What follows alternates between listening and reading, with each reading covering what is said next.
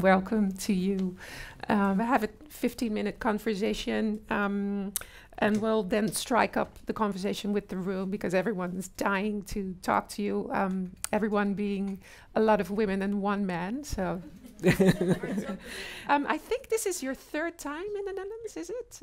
You were here in 2011 in Spui 25. The John Adams Institute invited you. Yesterday you were at the Brainwash Festival, so you've been here quite some times, and the rooms got bigger, and every time you came, it was sold out like that. So it's definitely,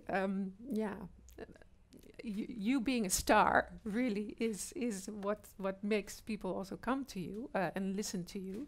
So I think we're feeling very privileged here that we're sitting in such a small gathering, but I can imagine it's also nice for you to have a real conversation with having people near you. Yeah, but people who consider themselves feminists. That's why I'm here. Let's have a show of hands. Who considers themselves feminists here in the room? So that's why I came. Or I need to talk to my two sisters who are sitting here in front because they seem to think that... Okay. But you were thinking. We saw the thinking 2 seconds. Yeah. Okay. So, well, as I was preparing, I thought there's so many things I want to talk to you about, but what we're really going to do is try and focus on the purpose of today's session, which is on looking at feminism as a source of inspiration, and how women in the media, as we are sitting here, can strengthen their work in this respect, to, let's say, up their feminist game, if you will. Before we go to your work, I just wanted to briefly touch upon the fact that, well, most of the people here, being journalists and all, are quite versed in who you are. But what struck me in an interview that you gave a couple of years ago with Saada Norhusen, who interviewed you, is that you live in Nigeria half of the time, and you live in the US, where you also studied. But in that interview, you expressed how you felt black for the first time when you came into the US. How did that work? How was that for you? Interesting. I hadn't thought of myself as black in Nigeria because I didn't need to. Everyone looked like you. And was almost like everyone. Mm-hmm.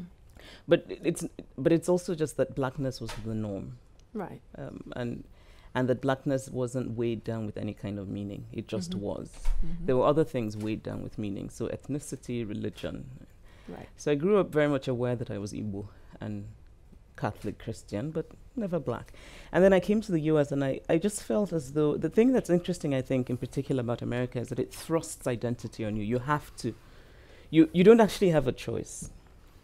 And I remember in my first few months resisting being called black because I was very set on my identity as Nigerian and increasingly African. I also kind of became African in America. Because in Nigeria, I was just like, Africa. Africa was a vague thing. But in the US, suddenly I became this card-carrying African where I could speak up for my sisters in Namibia.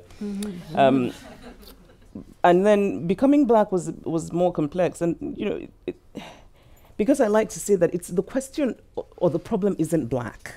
It's the baggage that comes with blackness. Yeah, it's a loaded term. Yes. Loaded with and connotations that are quite negative. Yes. And for me, that was a discovery because I had come from a place where black achievement was normal. I had come from a place where authority figures were black. Right. And to come to the US and in my first writing class to write the best essay, and my professor was surprised when he said, "Who is Adichie?" Well, they call me Adichie, so I think he thought I was maybe Italian-American from the name.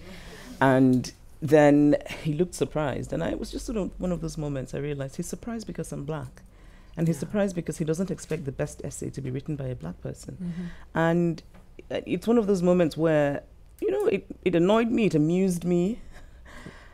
Because with my, sort of Nigerian smugness, I thought surely he must know that black people are very intelligent. And so that, but it also for me was the beginning of a learning experience because I think that has to be what became the catalyst for wanting to then learn I went and I started to read African-American history and to read about blackness and to come to a place where I identify very happily as black in a way that many of my friends who haven't left Nigeria don't, right? And I think, there's a sense in which blackness is a choice and isn't a choice in America. I mean, there's the blackness that is thrust on you, but I think there's also a blackness that you have to make the choice to take on. And I've made the choice to take it on, which means that I feel a kind of kinship, which, I mean, I'm not African-American. There's certain things I will never understand in the way that people who have had an African-American experience will understand. But at the same time, there's a kinship, I feel. Right. Yeah, I'd love to talk more about that when we shift to the Netherlands. But first of all, let's move on to your work and your message. Because aside from you being highly successful novelist, you've been also speaking out on several social issues, if you will. And your feminist TED Talk in 2012 became a big hit. 2 years later, it was published as an essay. Now it has been translated into Dutch. Swedish school kids get it for free. We're not that far yet in the Netherlands, I have to say. I think Atria I feel did. sorry for those poor kids. Yeah. But had you anticipated that? No, of course not. I mean, it was crazy. No, I think it's still crazy. I mean, but generally in a good way. Right? When I gave that talk, I really thought that nobody would care. I remember thinking, these people are going to give me an evil look, but I'm going to say it anyway, and then I'm going to leave the stage. And I was thinking that because I was talking to a room full of people who were mostly African or friends of Africa, and and I realized that feminism is not a word that is popular anywhere in the world, but particularly not in my continent, where it is seen as some sort of crazy Western thing, where white women burn bras. And so I just didn't think it would, go down well. But at the same time, it was something I cared very much about. And my brother and my cousin, my best friend Ike, who were organizing the conference, had said to me, come and talk, because we need you to come and talk. And I said, I don't have anything to talk about. I've already talked about the danger of a single story. And then they said to me, but there's the one thing you lecture everybody about. Which I hadn't quite realized that that's what they thought about me. But so apparently I'd been lecturing people about feminism and I didn't know. So I thought, oh, right, that's true. That's the other thing that I get really, excited about. So I was pleasantly surprised, first at the standing ovation, because I really genuinely was surprised. And, and I think what I like to think, and what's happened afterwards, the way that people have sort of seemed to respond to it, I like to think that it's not so much that I said anything particularly new, it's that I said what people were already thinking. But that in some ways it's giving voice to something that people already were thinking. Is in the room, is in the air. Yeah, already were aware of. Yeah. So how has feminism been an inspiration to you? And why is it important right now in this day and age, do you think? I think it's always been important. And it's also sometimes difficult for me to talk about feminism as a separate thing. In other words, I don't sort of have days when I put on my feminist hat, and it's an integral part of who I am. It's that I look at the world very much aware that there's gender injustice, and I live it. I live it because because I have small and subtle experiences that are very clear to me would not happen if I weren't female, just as I also have big experiences. So how is it I don't know if I can answer that. I just think that it's the way I look at the world. I think that there's a part of me that just deeply wants things to change. I want things to change. And so what I find most moving is when someone says to me, because of what you said, I'm thinking differently about something, or I want to act differently. That, for me, that's it. That makes me happy.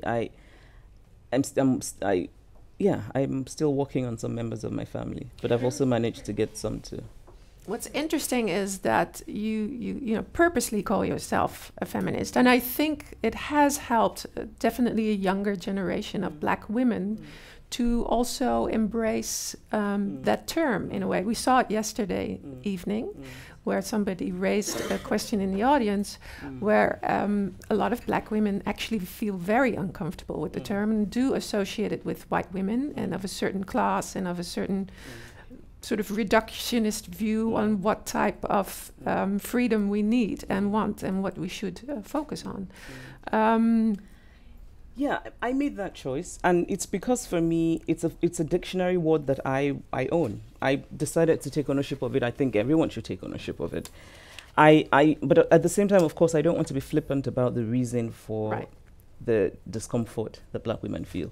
But I also want to say that I felt discomfort about what became the alternative words, like womanism. I wasn't comfortable with, because instead of making me think happy you're saying that. Of some motherly mystical thing that I just thought. Right? Not my thing. Right with you there. So so the dictionary, I thought, you know, feminism in the dictionary says equality of men and women. I'm going to take this and own it. And my great-grandmother was a feminist, and she did not need white women in 1960s America to tell her that. There you go. So, and I think also that there are many women, I think, who agree with the sentiment, but have a problem with the word.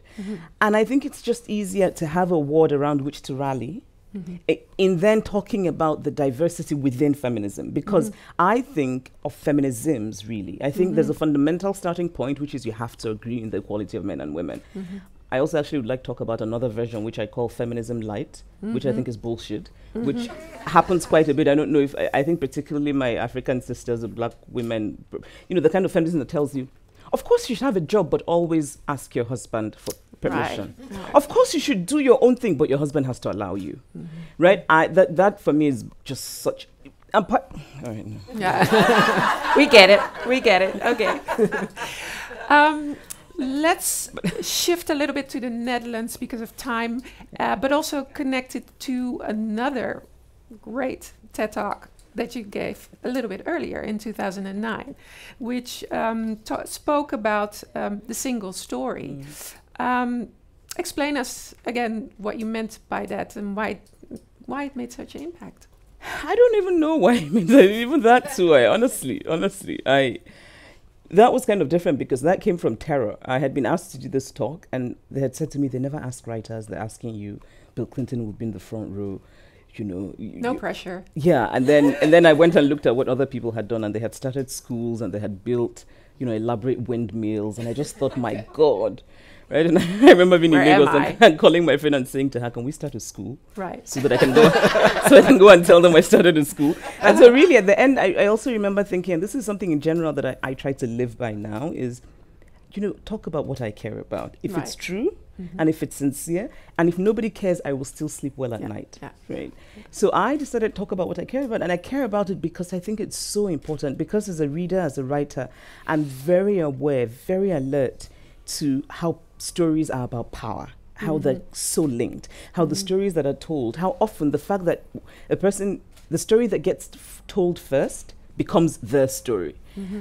And it's about power. And I wanted to hopefully try and get people to think about that. And again, I just was really surprised at how it took off because, and I remember actually watching it. I had to watch a bit of it. I gave a talk and they played it and I just cringed. Because I looked terrified in the beginning and I was like, why did nobody give me powder? My forehead was shiny. I was like, what the hell? But that meant a lot to me as well. So, but it's really also taking issue with this very reductionist view that people have of Africans, basically. And it dehumanizes all of us in a way. That's and I think it really resonates to this day. Many people refer to it still, and I think again the timing was excellent because we needed to hear this. And you know, I also remember thinking that in the audience, because the TED sort of enterprise at the time, at least, was one in which all the African stories fit a certain mold. Right. So it was sort of the African person who had been a child soldier. It was the African person who had been given aid to build a well in Botswana or something. It was, and I realized standing there, I didn't fit the way Africa had been presented at those conferences. Right. And I remember feeling an almost tactile sense of resistance at the beginning, because I think they were looking at me like, you're supposed to be asking us to help you, but you're telling us to rethink how we think. Yeah, you're not playing your role. Yeah, so there was that. And I think maybe the reason it then became a thing afterwards is partly because of that, because, you know, I think I was speaking to an Africa that exists. In other words, it's not that that what I was saying was that I think that many other Africans who feel as I do, but they hadn't been at TED. They hadn't been asked, right? So I think that's also partly why. Yeah. And it's interesting because, part of your success is also how that you, feminist insights, you make it palpable. You make it, people understand it because of the, also the way you have your family members be part of the examples that you give. So you make it very, every day and very, for people to connect also what you're saying, which moves beyond, I think, what a lot of academic feminists lack is making it connect to the masses, if you will, because that's what you've been doing. I think that's really key in your work. And I have to say, it's also deliberate. That's what I want to do. Yeah. I Does it have to do with the fact that you studied communication? No, because actually what happened, this is what's wonderful about American college systems, is that I just took random classes, and at the end I had to declare a major, and communication was the only thing that came close to fitting all the random classes I had taken. Right. So it's not like I actually studied something useful. But, no, it's not that. It's more that my feminism comes from a place of, I think I was saying sort of half jokingly that there's a bit of the Messiah complex in my feminism. Yeah. I want to save the world from itself. But also I want a better world. Mm-hmm. And in using everyday examples, it's my way of saying feminism matters. It matters. It's not. And with all love and respect to academics and cis theory, you do realize there's just ever so slight sarcasm in my tone. But that's the other thing. I think I wouldn't survive in academic feminism because I don't think I would know how to follow all the rules of what how you're supposed to say things and all of that. I couldn't survive. Yeah, no, no, but I really do very much want to change things, and using my family, they don't always like it, is simply a way of saying, because it's also a personal journey for me, right? It's also that I want to talk about the things that I'm unlearning, and how gender is about taking on all of these things, and the idea that even the idea of gender roles is sometimes you find yourself performing things that actually go against your own well-being, but you've been so conditioned. And so for me, it's about questioning that and having that journey and getting to a place where there's just a bit more justice for women. Last question, because we really are running out of time. You could say in the Netherlands there's a sort of a renewed interest in black feminists. It goes hand in hand with the recurrence of feminism in general, and the Black Pete is racism campaign that you've sort of heard about a little bit, I gathered. It now has evolved in what you could say a second wave anti-racist movement, which also is quite intersectional. So I think we're living in a very interesting time, and the importance of a paradigm shift and criticizing current power dynamics is really what is on the agenda right now in the Netherlands, I think.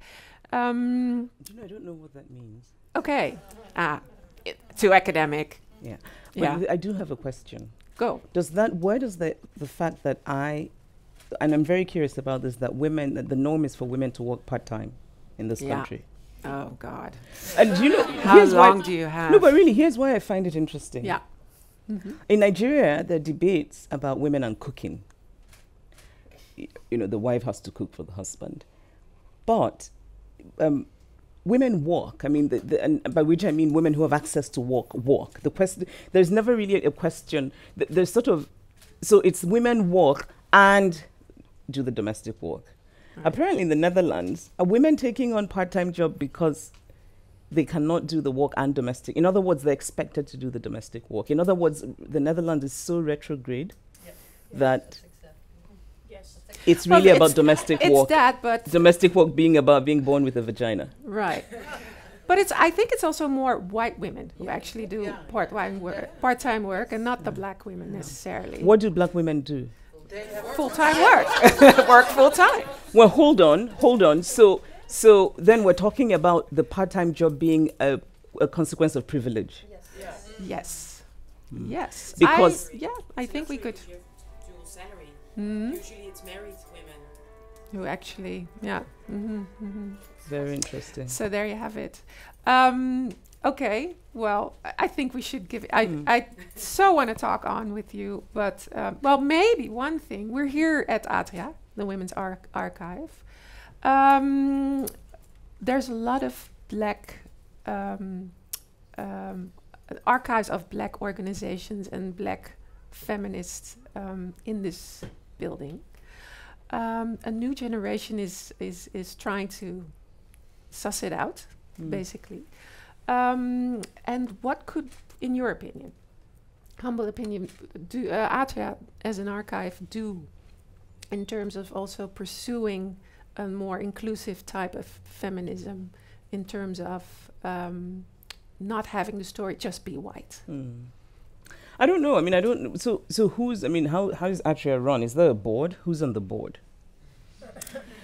No, I asked this thing because I think it's easy. I mean, we can all sort of just, let's have a debate about, but it's just basic practical things. Like, who's on the board? Who makes the decisions? It matters. It matters because I think unless there's, and it matters not just for places like this, but in general, unless you have more producers, you will not have more cultural content that has black people. Shonda Rhimes making TV shows in America has changed the landscape. It took a black woman to realize that it's actually possible, yes, to have a black woman be the babe rather than the sassy friend, right? And it works because people of every color are watching the shows. Ava DuVernay is another wonderful filmmaker in that respect. And so I guess the answer for me would be, who's making the decisions. I remember in the U.S., I think it was when Barack Obama and Hillary Clinton were contesting, and U.S. polling it's sort of the category would be black people, Hispanics, women. And I used to think, well, where do I fit? Because I'm sort of black people, but I'm also women. But of course, what's interesting is that for them, for polling, for mainstream discourse, women means white women. And there was something about it that I thought was odd, because it's also just impractical. You're not capturing as much data as you should. You're not actually getting the truth of how your world works because you're not using the right categories. So anyway, I don't know, just to say that it had to be, I don't know. I don't know a lot about it. I think you answered it. I don't know enough about the Netherlands. I find it, I think the one thing I can say is that it's very safe to say that the Dutch are not warm people. Not warm. Yeah. They are not a warm people. Is that? Seems like we're, hello? Okay, let's give it to the room. Let's give it to the room. Yes. Can you hear me? I think is my microphone? Yes, it's on. Okay. Good afternoon, everybody. Good afternoon, everybody. Hello. Yes, okay. I know you're all glad to be here. Welcome. My name is Clarice Gargard. I think most of you know me and each other, which makes it kind of a friendly gathering instead of an official event, which is fine. Very warm. Yeah, very warm, Joan. We can be very warm as well. Yeah. Well said. Thank you. Thanks, Nanda. But for the people that don't know me and for the live stream, of course, the people at home watching, I'm a journalist. I work at Joop, which is an online news platform from VARA.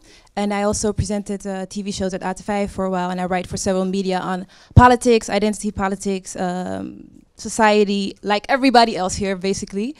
And also, like everybody else here, I think I'm a huge fan of Chimamanda. I think it feels like we're already friends, or going to be friends, probably, maybe. I'm very warm. I'm a very warm person. I remember the first time, you probably don't remember, but that's okay. I remember the first time we met it was at John Adams Institute when you were doing an interview on Americana, and coincidentally, my dad was here from Liberia, and I was like, "Daddy, you have to come with me. You have to meet Chimamanda." And he was like, "Okay." So because he's like fine, and he likes lectures and all kinds of stuff. So he came with me to your interview, and afterwards, you were doing a book signing. I remember we were standing in line to get Americana signed, and then we got towards you at your table, and you were signing our books, and you were really nice. And then my dad goes, "My daughter is a journalist and also a writer, and she's going to write a story about my life. Can she have your email address?" I was mortified. It was horrible. I just left my body, and I just stood there like frozen. But the thing was, you gave your email address. So it worked. I never used it though, but you did. I have your email address. That was, yeah. Oh my goodness. I have your email address. I must have been really impressed by your father then. Or intimidated, or because he was like, he didn't leave room for you to say no, which was good for me because I have your email address now. But I didn't use it, so I might do it now.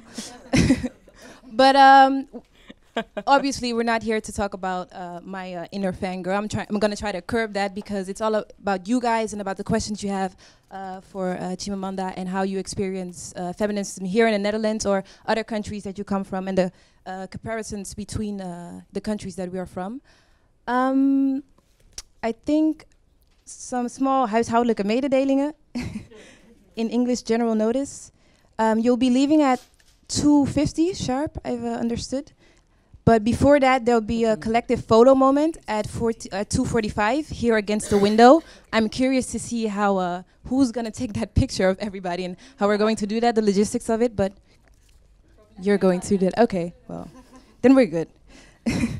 And this afternoon, you'll be giving a speech at the Brainwash Festival at the Brakke Grond, which will be broadcasted by Human this evening. And tomorrow, you'll be at Buitenhof, which will be broadcasted live on Saturday. So you have a very busy schedule. She's like, really? Am I doing that? Yes. Yeah, but I feel like there's subtext that I'm not getting. What was this? Buitenhof. It's an important program. It's really important program. Is it one of the most leading political programs. Wait, what? Yes. What? Come on. Yes, come say on. it. We're starting. We're opening the debate. Yeah. She's been on the Oh, I heard about you. It is such an honor. The honor is all mine. All right, I'll talk to her then. But I still want to know where you. Maybe you wanted to exchange experience about Buitenhof, but you can do that later. Okay, so basically the floor is open. There are no rules except don't hog the microphone. I think everybody has questions or wants to share experiences. So just let's give each other space to do that. And also, I have to say, people at home that couldn't be here, you can ask questions on Twitter. And I guess somebody's going to shout them out here. The hashtag is Adichie. All right, so let's get it started. Well, I have the mic, so mic privilege. The first question. Let's start with that. Why are the Dutch not warm? Put you on the spot. First question. Because I just don't think they are. You know, and I say this, sort of, when I travel, you get off the plane and there's an air, I like to call it the tone of a country. When I went to Sri Lanka, for example, I got off the plane and I fell in love. And then I met, there's just the warmth to Sri Lankans. I felt the same way in Ghana, I felt the same way in Kenya, in Mauritius. But not here. Not here. And it's also just little things. It's the people at the hotel, it's the cab drivers, it's maybe it's a sort of distance. They're more distant. They're not. So it's a lack of warmth. It's a lack of warmth. Yeah. It's and it manifests itself differently. Different European. I mean, the French are not warm, but they're a bit more abrupt and a bit more. The Dutch are not. They're just not warm. They're resolutely not warm. I think we're known for that. Oh, sorry. I think we're known for that. I'm a person who responds to warmth. Yeah, I think we're known for that, for being neutral, very kind of like sort of grounded and very... Yeah, I mean, God bless you all, but... So that has been... But we're going to prove you wrong today, because everybody here is very warm and welcoming towards you. So, can you stand up, please? Oh, so everybody can see you. Yes, it's funny because at 2009 I was at TED and there were 4 black people. You were there, I was there, Emmanuel Child Soldier. And you gave the you talk. were there at the Danger Yes. You're kidding me, really? Yes. And after you gave your talk, and I saw how you felt because you can see, you could see it a bit, and it was very warm. And because 5 days we were walking there, the only black people, so I ran up to you and I said, "Amazing talk," and you said, "Sister," and Really? and so we are warm. Oh, I we love are warm. this. I love And this. I'm Dutch. Oh, I love this. You just said about feminism, and we were like, I was a bit. My question is, what is feminism? In your opinion, like the definition, of course, equality. But like 2 months ago, I was in Algeria, not Nigeria, but Algeria, and it was with a room full of young people, like 4,000 young men and women. And a young girl stood up with her scarf. I was talking about female entrepreneurship, and she shouted, "I'm a feminist." And I was shocked. First, I was afraid of the secret police and starting a riot. But then I went up to her and I asked her, "What is feminism? What does it mean to you?" And then she said, "I want to start my own company, and I don't want to do what my father says." So that was, and I thought, is that feminism? So I'm asking you. Yes. You know, for me, I think, and I think that's what I was saying about thinking that there are feminisms, that there's a starting point which has to be true equality, not feminism light. But what she said, I consider feminist because really I think feminism is always contextual. It's always about the context. You know, I think as long as the starting point is equality, real equality. So I think for this young woman, and I'm very excited actually to hear the story, because I think what it is that she's saying, I want to live life on my own terms, and I don't want gender to determine what I can and cannot be. The funny thing is I was sitting on a stage with a guy from Lebanon and a guy from Morocco, and they said yes with their headscarf. So for them, the guys, that's not feminism because, so that's why I was asking this question, because there was a whole discussion about that also. Yeah, she couldn't be a feminist because of her headscarf. That's what the guy said. Yeah, this is why guys really shouldn't be talking about it. I mean, because I think, again, it's contextual. I know fiercely feminist women who choose to wear the scarf, and it's a choice. But there's situations where it's not a choice. So it's always contextual. I think there's something about the conversation about Islam in Europe that bothers me sometimes, because I remember going to Paris and being asked, and this woman was sort of trying to force me to say that Islam was terrible for women. And I have problems with Islam and women. I have problems with Christianity and women. But I found myself reluctant to say that to her because I felt that she had this single narrative that she wanted to impose on me, which is to say, just tell us that Islam is terrible for women. And I said, it's not making room for some women I know in northern Nigeria, for example, who are observant Muslims, but who in that space have found a way to carve out this sort of space that allows women humanity, you know, and they wear a scarf, and yeah, I don't think there's one way, as long as it's real feminism that starts it off, not feminism light. You can tell that I have a major problem with what I call feminism light, right? And there's just so much of it, so much of it in Nigeria. I mean, they'll say to you, "Oh no, but it's very good. Women should have," but you know that a woman must still be the person who is the homemaker. And I'm like, why? Why does she have to be the homemaker? Homemaking, it doesn't come in the vagina. Another question here. Hi, my name is Jessica de Abreu. I'm from New Urban Collective, and we are currently building a Black library in Amsterdam. So I feel really honored to be here. So to come back to my question, in your book you write about the non-American Black, where at the end of the day we're all Black. But then there's also this conversation about the African-American and the American African. So to delve also in, I think, the previous question, do you see the difference in the feminism of, for instance, the African-American or the Black European, for instance, and the women of the African continent? Yeah. I think that the approaches are different. I think the focuses are different. I think because the problems are different. I think that my sense is that to be a Black European feminist woman is to deal with questions of inclusion in a way that Black African women don't. Black African women sometimes are much more concerned with the ways that so-called traditional traditions are used as justifications for injustice. Right? In a way that I think if you're living in Amsterdam, nobody's going to come and tell you, well, you know, your grandfather died, but you don't get that property because you have a vagina. But that is likely going to happen if you're in certain parts on the continent of Africa.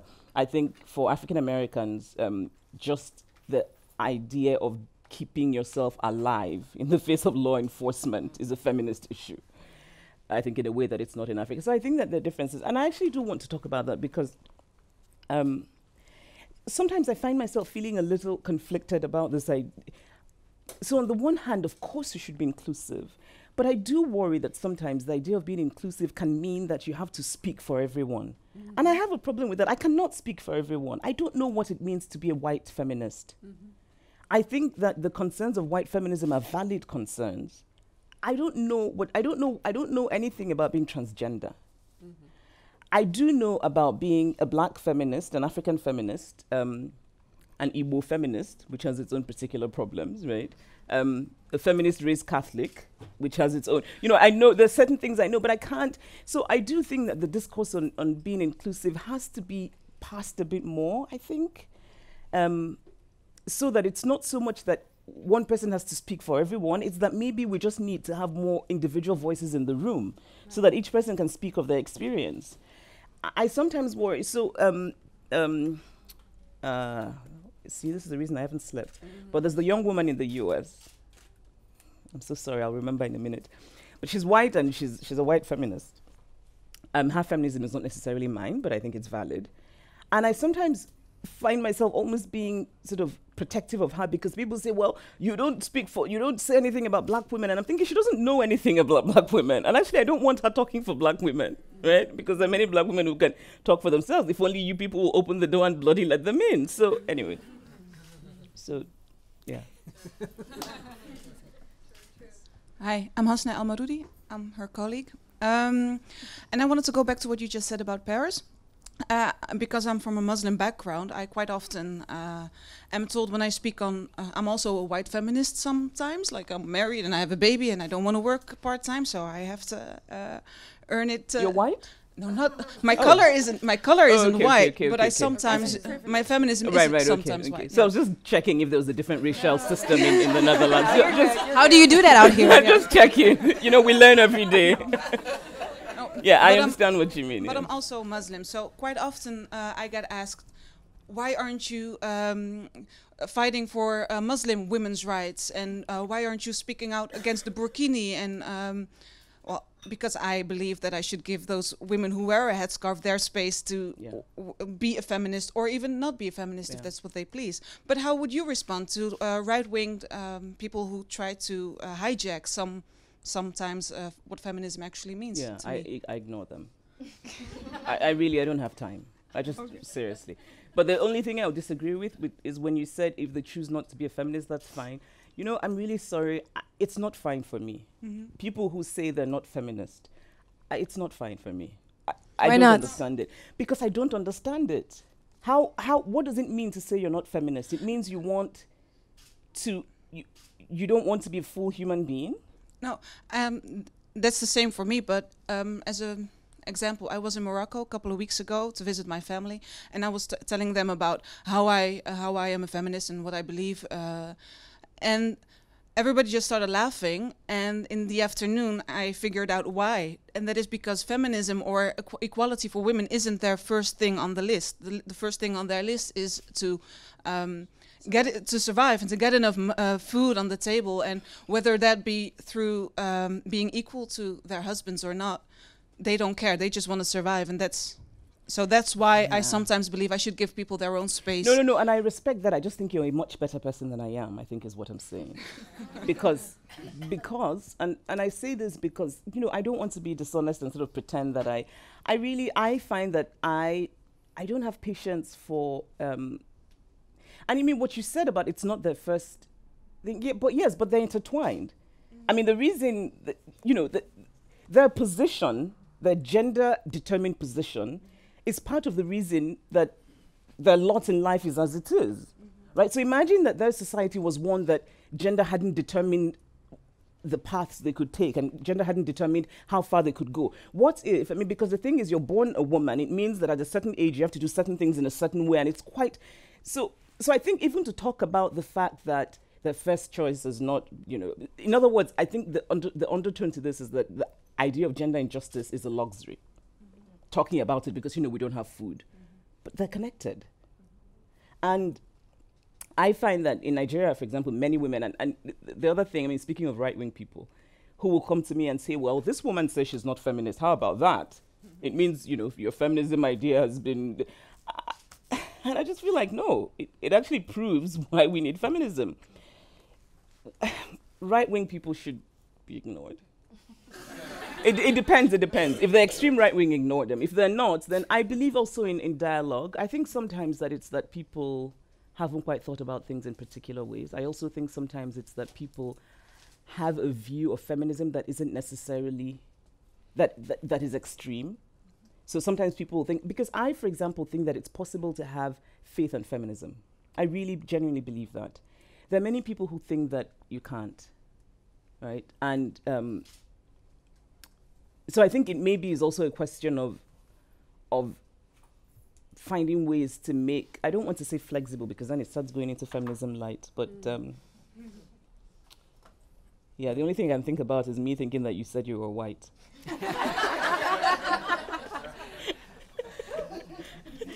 I was like, do I need to ask her to step aside so we can have a chat? More debrief. I'm like, yeah.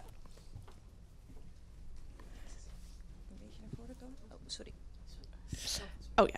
Hi, I'm Justine. I'm the editor-in-chief of an online Dutch feminist platform. Hearing you talk about the dialogue, so you said sometimes it can be a solution to talk, you know, with right-wing people about this. I was rewatching your TED Talk about feminism today, and one of the things that struck me, I started reading the comments, which you should never do, but I did. Yeah, don't. And there were a lot of men that commented, wow, you know, this is such a great feminist. She's so positive. She's so, you know, you said in your TED Talk, like, you're positive about the ability of human beings to change social constructs. And I thought that it was a lot of tone policing, like, oh, you were so happy. And even though you said, oh, I'm also angry about how it is nowadays, how do you deal with criticism on your tone? I think a lot of women here see that happening. I think especially black women being framed as angry. How do you deal with that tone policing? And how do you, do you really think about your tone when you start talking about feminism? Is it an instrument that you use? Or are you now at the point that you're like, it should be okay to be angry about these topics? I think it should be okay to be angry, but I also think, and I think it's a shame that to be female is to constantly think about managing how you portray your anger, because I've also often been called angry. So I'm actually quite pleased to hear this, because in Nigeria, for many Nigerian men, I am Madam Angry. I mean, there have been long reams of paragraphs written about how angry I am. And, you know, sort of things like her childhood must have been terrible. That is why she's so angry. I mean, there's all of that. And when I hear of these things, I claim the anger. I'm like, yes, I am angry, right? I hope you are. We should all be fucking angry. But at the same time, there's room for laughter in my life and joy. And I really do feel, in general, a kind of optimism about possibilities. I really do genuinely believe that human beings can change. I believe that because I've seen that. But at the same time, I'm not sort of being very Pollyanna-ish and thinking that, oh, we can change the world overnight. I don't think that, but I do believe in a certain kind of optimism and positivity. And there are people you can reach with dialogue and logic, and there are people you cannot. I'm interested in those people that you can reach, which is why I often say that the thrust of my feminism is persuasion. I want to get more people to come on board. And I think it can be done. And wait for the mic. Nadia, you know this. Yeah. But you know what, stop reading. I hope you don't read comments about, when you write something, do you read the comments? Don't. Yeah, I know. It's, and don't you ever wonder who these people are? I mean, who are these people who write this? Really, honestly, I wonder about that. They don't have anything better to do, basically. Asha met with one once, right? You did. Can you tell us your experience? So you get a lot of online like. Wait, but you hate haven't. and She hasn't asked her. She.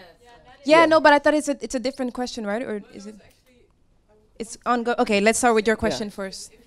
Sorry, Nadia. Wacht even voor de mic. Excuse me. I wanted to know if you deliberately have a positive message. It's the same question she just asked. If it's really an instrument, like if you have a positive message, you're heard, and if you're angry, they just say, "Oh, that's an angry woman. Pff, we don't take her serious." Is that really something you consciously use? As a No, strategy? because I think to say that would be to say that there's a kind of deciding tone and message based on how I imagine it will be received. I don't do that. Partly because it's not that I don't care how to be received. It's that I'm willing not to be received well. Right? And I've been since I was a little girl. I've always been willing. You know, I'm willing. I like to be liked, but I'm willing not. I'm willing to be disliked. I can live with it. I totally can. And so when I was giving that talk, I remember just saying, just speak honestly about how you feel. Just say what it is that you genuinely think. And you're going to have some people on board, and you're going to have some people who will not be on board, and that's fine. So I sort of have my. I also find that I'm a person who, you know, I can be angry and I can laugh in the same space. It's my particular brand of instability. Asha. Oh yes. Meeting a troll. I write op-ed columns mostly for a Dutch newspaper. And I was also very concerned with being liked, and then I got so angry that I wasn't. So I started to write about feminists, and people started to threaten me and bully me online. And I remember at one point I was in a train to Amsterdam to do a TV talk show about the sexual arousal pill for women. And one of these guys, all the way in the train, he was going off like, "But she's so fat, she never has sex." And well, it was not very pretty. Wait, he was saying this on the train? Now he was twittering. I was reading my Twitter timeline, and he was tweeting these things. And she doesn't even have a husband. I have 2 kids. So I could actually prove I had sex at least twice. But a couple of months later, an editor called me and said, "Do you want to write a piece about your experience on this?" And I said, "Well, okay, but I want to meet someone who says this." So I actually emailed this man who said these things like, "You never had sex because you're fat." And we decided to meet. He agreed to meet me. And he was a very regular, likable man. Also, he was very tiny. And he had this beard, like he was like a little leprechaun beard and this yellow hat on. And he liked kittens, and I like kittens. We have much in common. And now you're married. No! No, but the thing is, he told me something very important, because I thought these people generally hate me. Yeah. And they might come after me if they know where I live. They show up, baseball bats in hand, to lynch me or something. They really hate me. I'm just doing this for sport. This is fun. This is like my idea of a day out. Yeah. That was it. He said, "I'm an asshole online because I can, and you're an easy target right now because you're a fat feminist." And that was it. And besides that, which I think is something he should seriously reconsider, he was a totally normal man. So I would just like to add that I totally agree with ignoring. Because there's just they're doing this for fun, and I was crying because it hurt. Yeah, of course. So I thought from now on I just block and ignore. Because it's a learning thing, and there's something deeply sad about him. I mean, he's the one we should feel sorry for. Really, this is what he. You know, it's. I actually have a slightly similar experience. A friend of mine who's also quite well known in Nigeria had said to me that she met a man who'd been writing a lot of rubbish about her, and she would spend weekends in bed crying, and then she met him, and it's funny you use leprechaun because she actually used the same word. And she said she looked at him, and instead she just thought, "This is the reason I've been crying weekends." And I remember meeting a man who had also been just, I usually don't read these things, but I have friends who sometimes would tell me, just watch out for this guy. He's really been after you writing things, right? And then I was surprised that he then kept asking my manager for an interview when my book came out. So I thought, you know what, I'll go meet him. The first thing that struck me was how he was shaking. Just sort of looking at me, he was sort of like that. And immediately I felt sympathy for this fool. Because I thought, Poor guy. Right, you spend all your time attacking me, and then you meet me, and you can't even, you're shaking like a leaf. And I remember just feeling sympathy, and since then, I haven't, some things still hurt because we're human. And, especially, I think for me, the most hurtful is being misunderstood. I don't really mind being criticized for what my positions are. It's when they're twisted, and then I'm criticized for it, that it really annoys me, But in general, after I met him, I kind of laugh a lot about. So when someone says, "Oh, they wrote something about you saying you're this and that," I'm thinking, yeah, someone like that guy, yeah, sure. Hi, I'm Hedger. I'm a columnist, and I founded a feminist platform and agency. So I wanted to ask a little bit more advice on the dilemma of ignoring or persuading cis males. We now have currently 57 women trying to break into Dutch media, and we get a lot of discussion. Should we go to a certain television show when all we get asked about is, Clarice was in Pau a few days ago talking about last night, talking about Michelle Obama's speech. And one of the women at the table criticized the fact that all the women were just talking about, were set it up to talk about how Michelle Obama presents herself. And I think the modern feminist discussion, at least for me, is a lot about subtle things and psychological things and how things are presented and how the paradigm is. But I also find it really hard to sit in a talk show and have to explain this to a white male who thinks this is soft feminism. What should we do? I don't know. Because we want to break in. What? We want to break in, but we don't want to do it according to a male paradigm. But what is a male paradigm? I guess that's where I also find myself. I have a problem with the idea that somehow, because we're born with vaginas, we're all somehow gentler. I don't think that's true at all. I know this from boarding school. Have you been to a girls' boarding school where it's all girls? We're not all. We are very So I guess where we would disagree is the idea that there's a male paradigm. So in other words, when you say we want to break in, I think you're saying we want to break in, but we want to break in gently. And I'm saying there's no such thing. You're going to have to crash in. And one way I think would be, how about you do one of those interviews, and when you're being asked your gentle question, you give a little rant. Just plan it really well, practice in front of the mirror, be perfect at it, and go give your rant. No, I don't. I find that practicing doesn't work for me because I never do well. The times I practice, I never do well. I don't. So now, in general, also, I don't like to get questions before interviews because I become fake and false. I don't do well. But if it works for you, because there's some, and I think for something of this sort that's deliberate and not her style, I think she would need to practice because it's not, she's stepping into, it's clearly, it's not your, I'm guessing. Because if you're, in other words, I'm saying you're going to have to practice the male paradigm if you're going to use the male paradigm. I think, I'm so sorry to, but so I was thinking also about, there's also, I think, something I wish we would let go of a bit more, which is being grateful. I see this a lot in accomplished women. No, there's grateful. So I'm grateful to be in this space. I'm grateful that you people actually want to sit and listen to me, seriously. I'm grateful that people buy my books. I still am in wonder. But I also, there's the other kind of grateful, which is being even grateful that I also think that my book is worth reading, if that makes sense. But the reason I'm grateful is because I know that there are other people whose books are worth reading who haven't been read as I've been read, right? But I don't think, my gratitude doesn't come from a place of, I wrote nonsense and they're reading me. No, I don't think I wrote nonsense. I think a lot of women who are very accomplished. So I just thought about the American vice presidential debates, which was hosted by a woman, a Hispanic woman. And I remember just watching her thinking, stop being so grateful. You're an accomplished journalist. I just felt that there was too much gratitude and that her gratitude came from this place of, I shouldn't be here and I'm here. And I was thinking, no, you should be there, So I think that's more, when I say that male paradigm, maybe we need, if that idea of I should be here is a male paradigm, then we better bloody take it on, Yeah. Yes. Yes. Hi, my name is Anusha Nzume, and it's so great to hear you say that because I'm half West African, Cameroonian, my dad, and he studied in the Soviet Union. That's where he met my mom.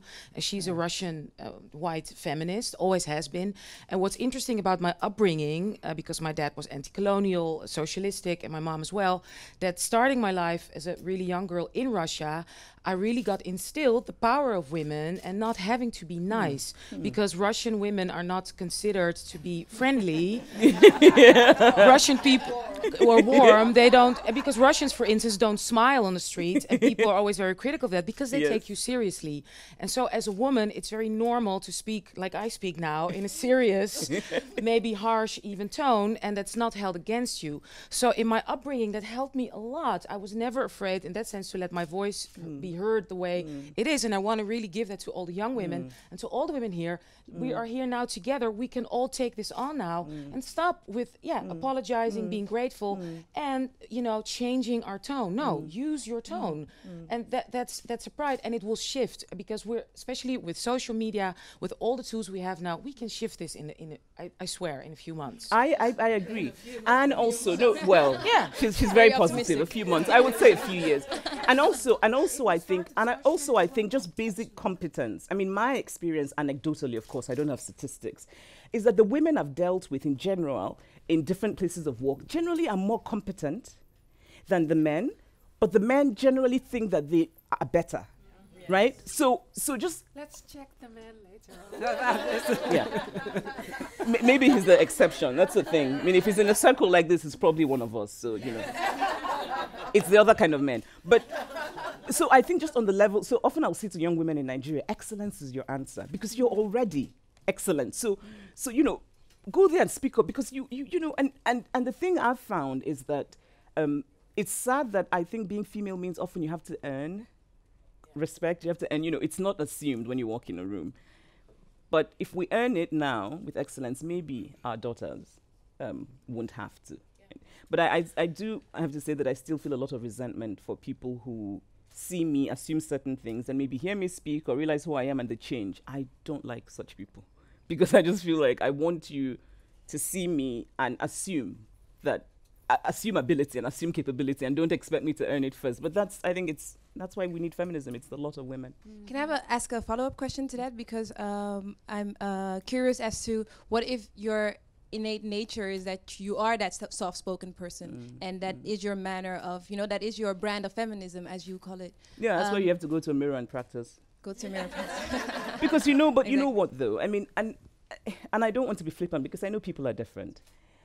But the thing is that change doesn't happen. Nobody, and you look at history and study how, just study history and change.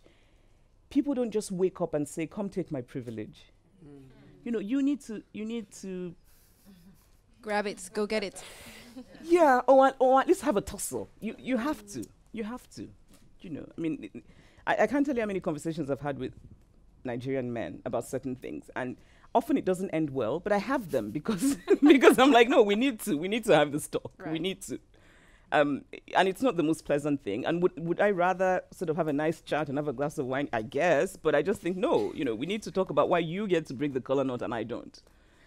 And it often doesn't end well. Wacht even. Je had ook een vraag. Ja, een andere vraag. Okay. Well, you were just talking about the men. I'm always curious, what do you think is the role of men in feminism? Like you just said, you were talking to Nigerian men saying they should be, I don't know. Because I always think that's a part of feminism that's kind of, well, I don't know. I do have faith in men, seeing men and women as equal.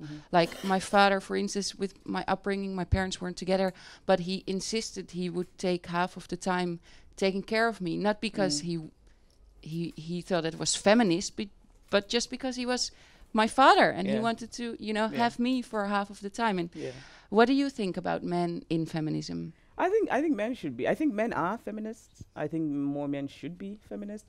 I'm not one of those feminists who think that to be feminist you have to be born with a vagina.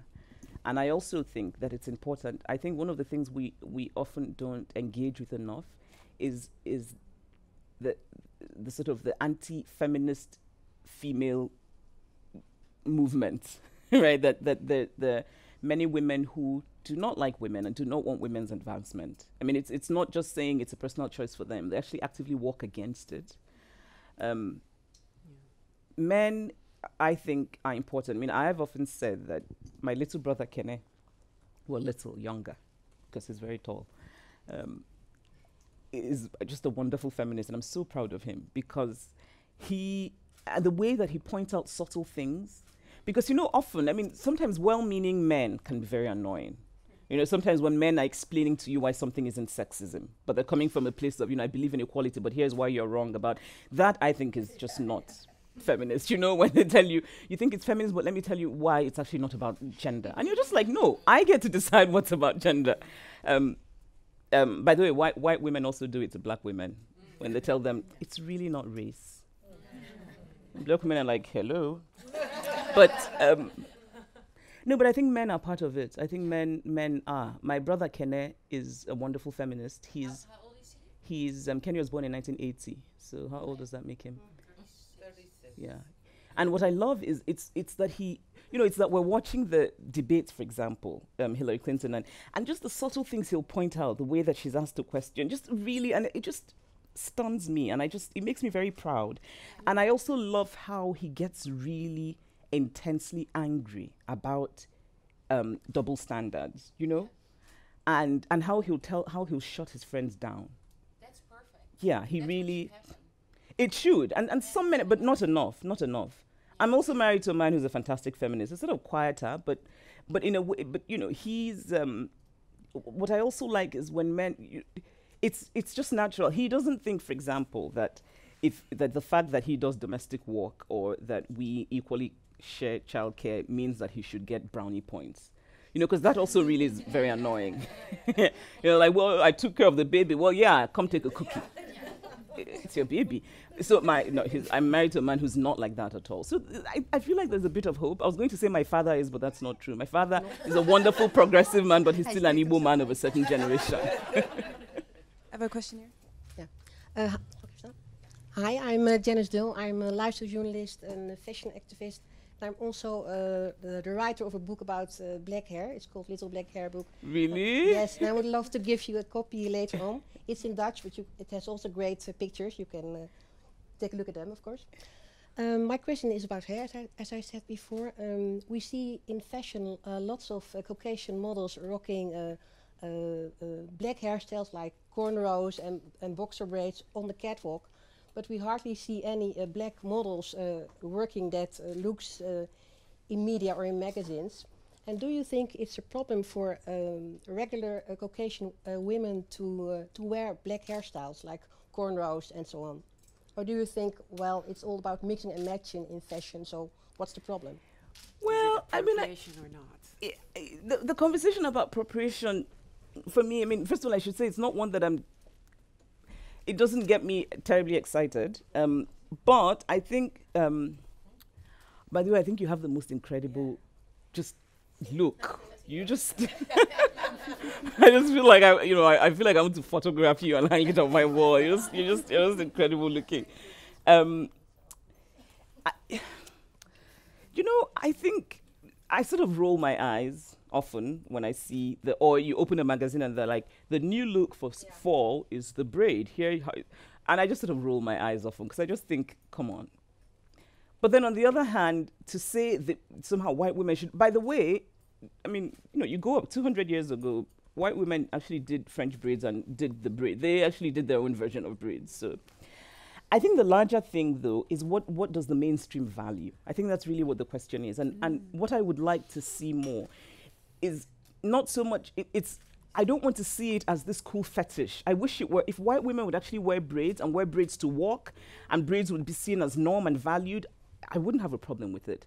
I think that there's a sense in which it becomes sort of the cool thing that you put on for the season, and then it's no longer, and that I kind of feel uncomfortable about. And partly also because what it does is that it makes this then seem odd and out of the ordinary. I mean, I just did a shoot for I did a beauty campaign which comes out soon. Ooh.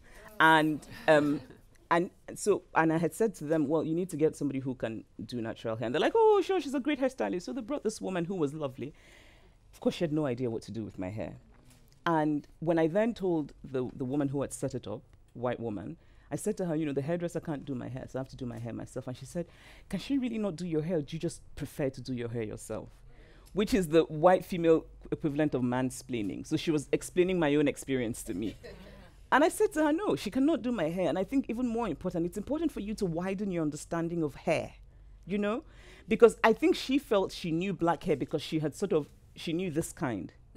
But it's different, right? And I said to her, you need to understand not only the different shades in which black people come, but the different textures in which black hair comes, because otherwise, and I think that what your question is pointing at is this kind of the season is the braid makes it almost impossible to actually engage with the real complex reality of the ranges of black hair, and that's where my problem comes. I'm sorry, we have 2 more questions because we're running out of time. So just you, and you raise your hand as well. Hi, my name is Hélène Christel. I am a student writer. I'm mostly a humble colleague of all these amazing women here. She rocks, though. Yeah, totally. Thank you. So my question is, I'm a little bit nervous, sorry. It's okay. My question is about, so we've been talking about like being black in the Netherlands, but we haven't really been talking about growing up being African in the Netherlands. And it's a thing a lot of these women relate to in this room. Growing up African in the Netherlands means you almost go unseen, unheard. You're like the invisible minority. It also means that as a young African girl growing up in the Netherlands, there's a lot of things like sexism and like paternalistic like growing up and upbringing that goes unseen, the red flags that go unseen, which makes it even harder like for African girls to grow up here. My question is how to invite feminism into an Afropean home, in your opinion. Oof. Yeah. This is one of those really good questions that I don't have the answer to. But I'm actually really fascinated now about, yeah. So, and tell me, so when we talk about, because I'm also interested in the diversity within Black Dutch, you know. We need another afternoon. Yeah. There's Hold on. and all kinds of. Where would to sort of have ancestry in Suriname? Is that what you mean by Caribbean? Yes, okay. but all the Netherlands, the Dutch Antilles, because we were colonies of the Netherlands. Yeah. So a lot of Caribbean people from the Dutch colonies came here to study or to live and work here. As they should. And then we have That's when you go people and from colonize the country, Africa, they which come. are 54 countries, I think. So we have a whole diverse group of African people who came to work, study, but also we have a large group of refugees, like from Ethiopia, Eritrea. Hélène is from Rwanda. So it's a very diverse group. But you do get lumped together though as sort of Right. like your Right. story when you go to America, you're Right. just black, and that's the Right. same thing here. Right. There's no individuality in your blackness or your but that's background. but that's for people looking from the outside, right? That's for people who are not black. Is that? Well, what's not Ah. been explained though is Yeah. that there's a lot of tension between those different groups. Yeah. I think that's really an issue. Yeah. That is really something that we should start a discussion Yeah. on, because it's a very uncomfortable discussion. Yeah. But it needs to be done. Yeah. And that's what you're Yeah. speaking to, Yeah. actually. I Christelle, think it's right? kind of similar in England as well, Yeah. because there's even in that there's privilege that some voices have a bit more access, right? There's a lot we need to fix in the damn world. Yeah, my name is Prince. So my sister, I wish I knew the answer, but I can just say that just listening to you and looking at you, maybe that's the answer. Just to keep being and to keep, I just feel that you already just seem so impressive, and you're African Dutch. So it means that if you exist, that there's a way to get feminism into the, because I just feel like you're the answer. And I also think that you shouldn't be too, you're probably never going to change your father or your uncle, and it's fine, right? I've given up I adore my father, I'm a daddy's girl, but there's some things that we just will always disagree on. My father and I have had arguments, and I just have decided to let it go. But, time is precious. I adore him. And it's not going to make me any less of a feminist. I deeply disagree with him. He thinks a man is always head of the family. I deeply disagree. But I adore him. And sometimes you make peace with that and try and change things that you can change. Yeah. So good luck to you. Still an answer, right? Yes. Yeah. Yeah. Hi, my name is Princess Atria. I'm also part of New Work Collective, and at the moment I'm also in a group of women of color. That's actually a small group of women that we come together and we discuss different topics and we try to empower each other. We last had a meeting about entrepreneurship, and we discussed everything about that actually. And currently I'm doing my internship at the Dutch government at the Ministry of Social Affairs and Employment on anti-black racism. That's my my case, what I'm working about.